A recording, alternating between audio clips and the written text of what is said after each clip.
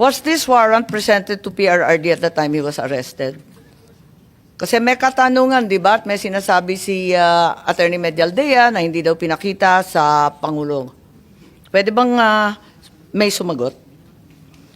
Si General Torre, mukhang kabisado niya. Siya yung nasa video eh. Again, ma'am? Hindi. Yung warrant nung natanggap ninyo yung warrant, naipakita ba yung ICC warrant sa Pangulo, kay Pangulo Duterte? Pinakita ba ninyo sa kanya? Nung inaresto siya, di ba, obligado kayo magpakita ng warrant. Yes, ma'am. Anong pinakita nyo? Right at the tube, ma'am, the Yusik Nikiti, together with PG Fadulyon, together with me, gave them the electronic copy through retired General Muntiagudo, ma'am, because that's their condition. They don't recognize the diffusion order. They really want to have a copy of the warrant. That's why soft copy was given to them on the tube. And a hard copy was printed and later on received by Attorney Delgra in the 250th wing, sir. 250th wing, ma'am. May pagkakataon ba si former president na basahin to? Kasi ang pagkaintindi, hindi. Tingnan natin muna yung video kasi mas maliwanag doon.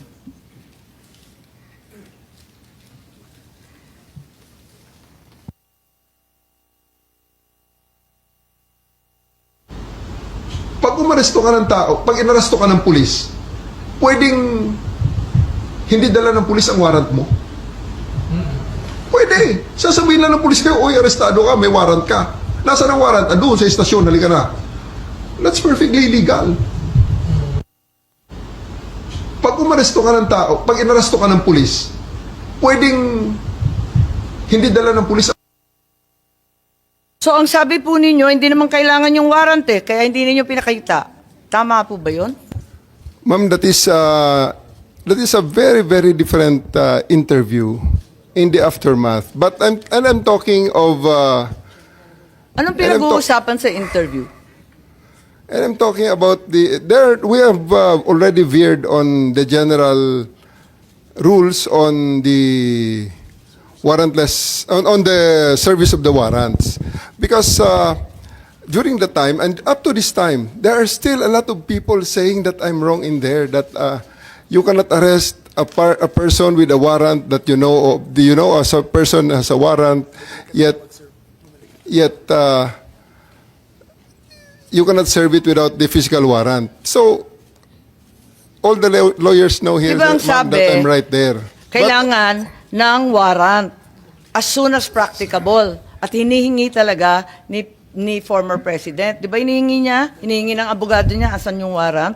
Tama, di ba hinihingi Yes, nila? ma'am. Anong pinakita nyo? We gave them the electronic copy of the warrant and it was given to them by Yusek Nikiti together with PG Fadulyon. It was received by Yung General warrant, anong klase yung Monteagudo. itsura ng warrant? ICC, Interpol? It's an ICC warrant, ma'am. ICC warrant. Yes, ma'am. That was directed to the Interpol. That was the attachment of the diffusion order. Pero ayon sa ating batas, di ba, napakaliwanag naman na yung court o judge, kinakailangan Pilipino. Di naman sakop nun yung Interpol, yung ICC. Bakit naging warrant rin sa Pilipinas yun? I will defer the answering to that question to the DOJ, ma'am, because I was with the DOJ during the time, and it was the DOJ... Hindi nandun si Prosecutor Fadulyon Ikaw naman Yes, ma'am. bumasa ng Miranda rights, hindi man lang yung prosecutor. Tinikoberan mo na yung papel ng DOJ, kaya sumagot ka ngayon. Ma'am, we're talking situation in the tube. Hindi, sinabi mo kasi, ang liwaliwanag, sinabi mo, hindi naman kailangan ng warrant eh. It's a different matter, ma'am. Altogether different matter. Bakit? Ilang warrant ba yan? One warrant, but different. That question on the interview is a different situation, ma'am. So, kailan mo pinakita yung warrant? Yung sinasabi mo electronic copy? The first time, ma'am, it is not At kanino? me. It was not me who showed the warrant. It was Yusek Nikiti together with PG Fadulyon, together with me there in the tube of the plane. The former president is still there inside the plane. It was given to retired General Monte Agudo, who is with the party. And because during the time, E.S. Mijaldea and the wife and Attorney Delgra had already went back inside the plane and told us, hindi kami lalabas kung wala kayong maipakitang warrant. Kaya nga, so, when was the accused finally shown the warrant of arrest? Di ba dapat as soon as practicable ang sinasabi? Kailan mo pinakita mismo kay former president? I believe, ma'am, the electronic copy is already acceptable now in the rules of court. Yun na nga, pero pinakita mo ba kay Presidente Duterte? It was not me who they invited inside the plane. It was the PCTC through General Alcantara, whom they invited inside the plane, showing to them and explaining to them the warrant.